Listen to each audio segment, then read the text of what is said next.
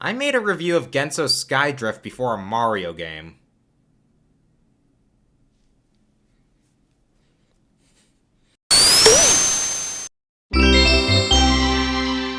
Mario needs no introduction. But I'm doing one anyway. Walk up to a random guy in the street and ask them to name a video game. If you don't get maced, nut-kicked, and shot straight through the heart, they're probably gonna answer with Mario. For 40 years and counting, Mario has played a major part in both the industry and media as a whole. If he's not laying the foundation for 2D or 3D platforming, he's just giving you a good time in one of the 7,000 genres he's reached a fist to. Racing, partying, sports, RPG, a goddamn rail shooter. Give it some time and we'll have a Mario Battle Royale that grows dated after a year. Holy shit, I actually like that idea. Mario's found himself in all forms of media by now. Comics, TV, serials, merchandise. Hell, he even continued the trend of newer video game movies not being crap. Somehow he's done all this without changing the tune since 1985. In honor of his 40th anniversary, I decided to look at the old games and see how they hold up today. I look forward to the anger I'll elicit from saying I actually don't like most of these games. Let me make something clear. I didn't grow up with Mario. Or rather, platformer Mario. My first exposure to the Italian was with Mario Kart Wii back in 2011, but that's for another time. Now, I was familiar with his main adventure since getting Galaxy 1 as a birthday present that same year, but do you think a dumb little just-turned-6-year-old would understand an investment like that? I still get whiplash from how easy the Grand Star Rescue really is. I got my jollies playing multiplayer games by myself. Mario Kart Wii, Mario Party 8, the Olympics crossovers, which were what introduced me to Sonic, Super Smash Bros. Brawl. Good thing Mom didn't notice the age rating. I never full-on finished a mainline game until New Super Mario Bros. 2 in 2013. Quality choice, I know. In fact, even though this is still the same copy from 2011, I never beat Galaxy until the world shut down, making space the best choice anyway. It wasn't until junior year of high school that I finally gave the old Mario games the time of day, and even now, my favorite one isn't any of the big five. That would be Super Mario Land 2 on the Game Boy, which I'll cover in like 2 years. And for the record, while footage of the original games will be shown, I'm using Super Mario All-Stars, a 1993 collection of remasters for the SNES for these reviews. It's not really much different, just has updated graphics, sound, and a save system. Simplicity is the name of the game, and that goes all the way back to development. With development at Nintendo shifting away from the arcade, Shigeru Miyamoto wanted to create a more colorful, involved platformer than what had existed at the time. His team of 7 used the knowledge they had from Devil World and Kung Fu, and the same engine as Excitebike to make Mario's acceleration smooth. Smooth for the time at least. More on that later. The cartridge didn't have much ROM, so they had to be clever with programming. And by that, I mean no backscrolling, what the hell, and copy-pasting. Wake up, sheep, the clouds and bushes are the same. I'm willing to give Miyamoto a bit of slack here considering the short amount of ROM, not to mention the game is already short enough. You can finish in an hour, and that's if you're playing plain. It's a very simple premise. Bowser, King of the Koopas, has kidnapped Princess Peach of the Mushroom Kingdom, so Mario must save her.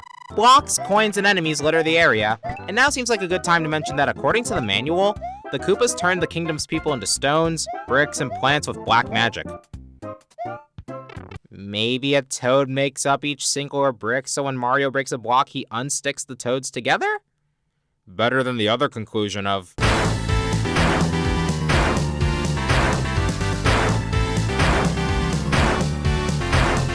Mario's a glass cannon. He can run fast and jump high, but with just one hit, you die. Rhyming is fun. This is where the blocks come in, specifically the question mark blocks. By punching one from underneath, you'll release what's inside. You'll usually get coins, which add to your meaningless score and give you an extra life with 100 of them. They're scattered around the levels and found in the occasional bonus room. Or in the rare vine leading upward. Do you think Mario has an opinion about seeing his big-ass face on cavern walls or in the sky? Also placed in some blocks are power-ups. Starting off as the mushroom, which increases your height, gives you an extra hit, and allows you to crouch to avoid obstacles in case you don't feel like jumping. Small Mario can't crouch, but he's Small Mario, you don't need to. If you have a mushroom, the next power-up is the Fire Flower, allowing you to toss fireballs and cook enemies extra crispy. It's especially useful for the more annoying enemies, but it's also counterintuitive. You see, Both the fire flower and running are mapped to B, so if you want to toss more fireballs, you'll end up moving in a real herky-jerk fashion. I guess it doesn't matter in the end. Mario's acceleration isn't so much acceleration, more like modes separated by a second of build-up. Because of this, Mario will jump up the distance and height of full speed even if you just started running, an idea the sequel really runs with. I'm not apologizing. This kind of movement blurs the sense of acceleration that Mario is meant to have, and it doesn't help that knowing about this actually screws with me later in the game. Another problem Mario has with his control is the jumping. You don't have a lot of mid-air movement. Pulling back doesn't do much to shorten your distance, and combined with the wonky acceleration, this can lead to several deaths, particularly in Worlds 6 through 8. Rarer items include the green mushroom, which gives you an extra life, and the superstar. If the oncoming blitz doesn't kill enemies, the seizure upon seeing you will. The enemies, while iconic, aren't well varied and most are repeated across the different climates. Goombas just walk around, nothing else. Koopas and Buzzy Beetles are like me, and the cooler me. Jumping on either of them will cause them to withdraw, where you can kick the shells into other enemies and not get hit yourself. Green Koopas don't look where they're going, red Koopas do, and Buzzy Beetles can't get burned. If a Koopa has wings, it'll jump instead of walk, and it takes 2 hits to withdraw. Sticking out of pipes are piranha plants. They can't get jumped on, but they won't come out if your next 2 are on the pipe. From World 5 onward, you'll have to deal with bullet bills, which shoot out of cannons and fly straight. They're not tough on their own, but they can be positioned awkwardly and suddenly I'm small again. Now, normally when I cover a game, I'd go over every level or event individually. This isn't really something you can do with a 2D Mario game without taking 17 years, especially when, like I said, the game recycles more than greedy litter companies. What I can do, however, is summarize what you can expect from each world. The first level in each world is always a standard above-ground romp that serves as an introduction to what you can expect going forward. The enemies usually aren't out of the ordinary, but the more dickish ones only show up like 3 times at most in a first level. That's actually how many levels Lakitu appears in. He drops spinies that Mario can burn but can't jump on. He's at his most prevalent in World 4-1, but also at his easiest to dodge if you keep the pace up. The second level in a world may be a little more varied. Half the time it just stays in the normal setting, but it's underground twice and underwater twice. Underground levels are dark, have tons of piranha plants and moving platforms, and are the way to shorten game time. Without much effort, you can pass the normal pipe to the exit and enter a warp zone instead, allowing you to skip worlds entirely. The normal one in World 4-2 is easier to reach than the normal exit itself, but the second one is more tricky. Gotta hit these invisible blocks for the vine leading up to it. It's the kind of thing you don't find on your own, but never forget about it after. Combined with the one in World 1-2, which can take you to World 4, you can beat the game in 5 minutes this way. Underwater levels are filled with cheap chiefs that swim straight, bloopers that hover around you, and vacuum pits. With the power of magnesium combustion, or just giving physics the middle finger, you be the judge, they can only be killed with the fire flower. Third levels are usually of the acrobatic type, where enemies usually aren't as prevalent, the time limit is a tad shorter, and the key to victory is careful jumping. Finally, the fourth level is always in a castle. Fire is everywhere, you only get 1 power-up at most, and at the end is a Bowser clone. They'll jump, spit fire, and throw hammers starting in World 6, but they're barely a presence. Either run under them and grab the axe, or spam the fire flower and expose their faking ways. Once a Bowser clone is dead, you'll run into Toad. Or 2. Or 3. Or 4. Or 5. Or 4 again. Or 7. Every time, you'll get the typical "fuck off, the princess isn't here." Of course, the further you go, the more difficult the game gets, but it only gets tougher in a vacuum. Copy-pasting wasn't just part of the graphics, it also appears in gameplay too. Of course, I'm sure there aren't too many levels that recycle obstacles from the past.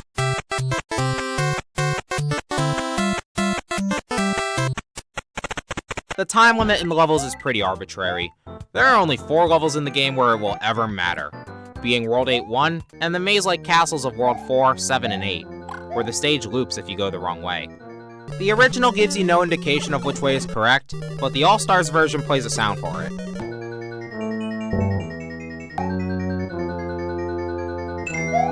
When you know where to go, 8-1 is the only level where you run the risk of running out of time. So with mostly simple enemies, an arbitrary time limit, and repeating levels, the biggest threat is, believe it or not, yourself. And these annoying fireballs that don't follow a set pattern, but mostly yourself. Most of my deaths come from either poorly placed jumps stemming from the control, the steady shortage of power-ups, or the one normal enemy in the game that has a projectile. Hammer Bros. They toss hammers in a sharp arc, can jump to increase their range, and they usually come in pairs. With Mario always 1 to 2 hits away from death and power-ups harder to come by later on, these things can put your jumping to an end, especially in World 8. There are 8 of these things in World 8-3, and in 8-4, the final level of the game, this Hammer Bro here is the real final boss. Normally you have a shot at killing a Hammer Bro by hitting the block it's on, but not here! Without a Fire Flower, there's no real way to kill it without dying yourself, meaning you have to take a gamble with its jumping to get past it. It doesn't spend as much time in the air as Bowser does, making it the father of all badly placed enemies. Medusa heads, slicers, up and downs, bow to your new Overworld. First try? Now, it may sound like I'm ranting, because I am, but the difficulty is far harder to determine than it seems. Is Super Mario Bros. An easy game or a hard game? Yes? Oh god, the voices are escaping.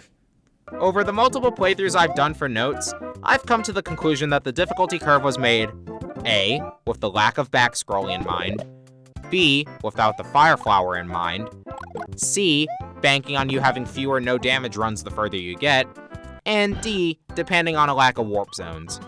The one that can take you to World 8 is pretty cryptic to reach, as the footage you're seeing right now is the 5th time I've ever used it, but it allows you to easily secure a Fire Flower in the final stages.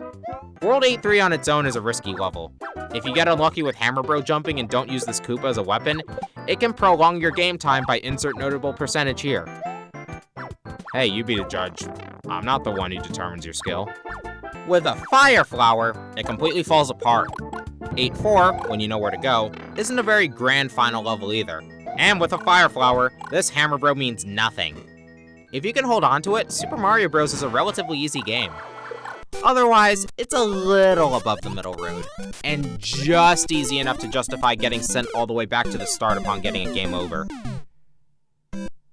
Oh yeah, if you don't hold down the A button on the title screen after losing all your lives, you're back to the beginning of the game. Why does a continue function need to be a cheat anyway? Even then, if you do the cheat, you're at the beginning of the world you died in. All-Stars didn't change this, but it made the continue function the game's version of saving. If you want a harder experience that isn't dictated by player skill, you'll have to beat the game. After the real Bowser fails to learn from his clones, you'll rescue the princess for real and she presents you with a second quest. Goombas are replaced with Buzzy Beetles, and both they and Koopas move a little faster. It's not at all a drastic change, less noticeable than the American Mega Man 2, but it's better than that. There is a multiplayer mode, but it's incredibly simplistic. When one player dies, or clears a level in All-Stars, the other will start playing and vice versa. Player 2 is Luigi, who plays the same, but just has a different color palette. Unless you have a Fire Flower. This will get fixed by the time of the SNES era. Graphically, the game is very simple. Everything on the foreground is made of blocks, the backgrounds are usually just one color, the enemies aren't very detailed, and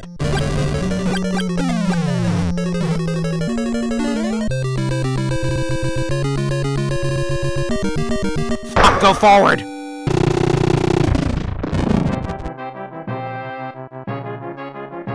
Yeah, that's better. Now, as ugly as those two are, the simple graphics are still charming in their own iconic way, and it does the job of everything being bright and distinguishable. Musically, this game is very limited. There are 9 songs in the entire game, and that's including jingles. Aside from the overworld, the tracks are also shorter than Mario's Pincus normally is. I really need to work on my comparisons. However, while repetitive, the soundtrack doesn't annoy me aside from the castle theme. It might just be from how iconic the music is, especially the overworld theme. It was the first video game track to join the National Recording Registry. Need I say more? All-Stars updated graphics and sound rather well. The game looks pretty good, and the animations for the rescued Toads are a nice touch. The remixed overworld theme doesn't quite have the same punch, but the other melodic changes make me prefer it. The underground levels use the Mario Bros. 3 version, The castle music is much easier on the ears, and there are boss themes now. They're shorter than the fights themselves, but cool. Good job. Super Mario Bros. Is one of the highest selling and most famous games of all time, with 0.005% of the entire planet's population in copies sold. It set the foundation for all gaming to build upon and put a dying industry back on the map for the West. This game deserves all the praise it got back in 1985 for its innovations and the legacy it created. Without it, I probably wouldn't be here making this very review. But that's all surrounding circumstances and crap. The game itself? It's okay. I will be the first to tell you that it's long past its prime. Between the wonky controls and the archaic design choices, there was certainly a long way up to go, and it wasn't long before Nintendo themselves realized that. There's some fun to be had here, but you only play this game nowadays to see how the series started, especially with how the likes of 3, World, Land 2, New, and Wonder improve upon the system. Of course, we wouldn't have those without the original, so Super Mario Bros. Will always have my respect, no matter how aged it is. However, I say we take it up a notch, don't you? Let's see what the sequel did. Fuck, go back!